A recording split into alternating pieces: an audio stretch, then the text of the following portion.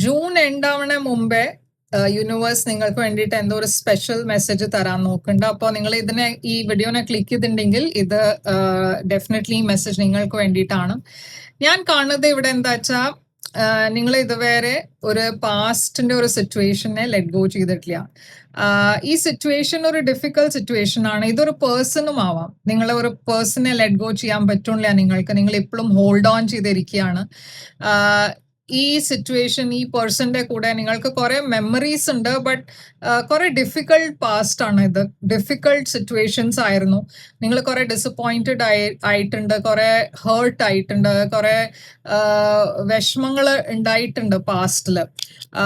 ഇതിന്റെ കാരണം എവിടെയോ അത് നിങ്ങളുടെ കോൺഫിഡൻസ് ലെവലിനും എഫക്ട് ചെയ്തിട്ടുണ്ട്.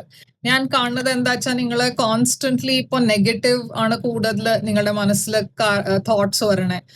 നിങ്ങളുടെ സെൽഫ് കോൺഫിഡൻസും ഇപ്പോൾ ലോ ആണ്. അതെന്താ വെച്ചാൽ ഈ സിറ്റുവേഷൻ അത്രയും ഡ്രെയിനിങ് ആണ്.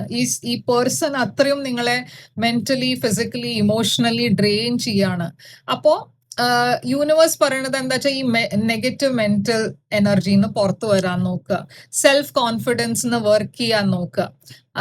അതെങ്ങനെയാ പോസിബിൾ വെച്ചാൽ ഈ സിറ്റുവേഷനെ നിങ്ങൾ ലെറ്റ് ഗോ ചെയ്യുക, ഈ പേഴ്സണെ നിങ്ങൾ ലെറ്റ് ഗോ ചെയ്യുക. എന്താ വെച്ചാൽ ഇപ്പോ ഇതിന്റെ സൈക്കിൾ തീരാൻ പോവാണ്. ഈ ഡിഫിക്കൽട്ട് ഫേസ് ഇപ്പോൾ നിങ്ങളുടെ ലൈഫിൽ തീരാൻ പോവാണ്.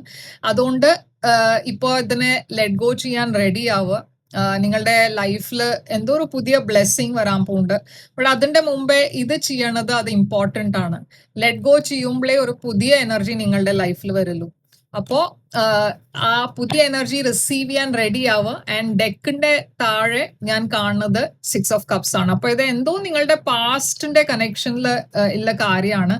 ഇല്ലൊരു പാസ്റ്റിന്റെ പേഴ്സൺ ആണ് ഇവിടെ കാണുന്നത്. അപ്പോ ഇത് നിങ്ങൾക്ക് റെസൊനേറ്റ് ആയിച്ച കമന്റ്സിൽ I am ready to let go എന്ന് എഴുതുക, ഇല്ല ഐ ആം ലെറ്റിംഗ് ഗോ എന്ന് എഴുതുക. ക്ലെയിം ചെയ്യുക ഈ റീഡിങ്ങിനെ. ആൻഡ് ലൈക്ക്, ഷെയർ, സബ്സ്ക്രൈബ് ചെയ്യാൻ മറക്കരുത്. ഞാൻ തിരിച്ചു വരും വേറൊരു റീഡിങ് കൊണ്ടുവന്നാൽ. അതുവരെ ടേക്ക് കെയർ.